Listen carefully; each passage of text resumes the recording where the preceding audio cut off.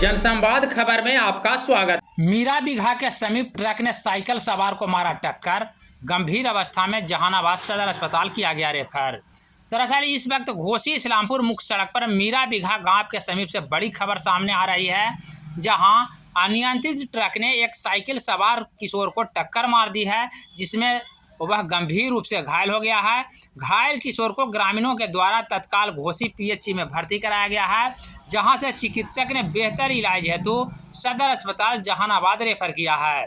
घायल किशोर की पहचान प्रमोद कुमार के रूप में की गई है, जो मीरा बीघा गांव का निवासी बताया गया है।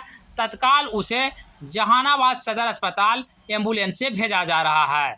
आप देख सकते हैं इस रिपोर्ट में घोसी पीएचसी के समीप लोगों की काफी संख्या में भीड़ जमा है।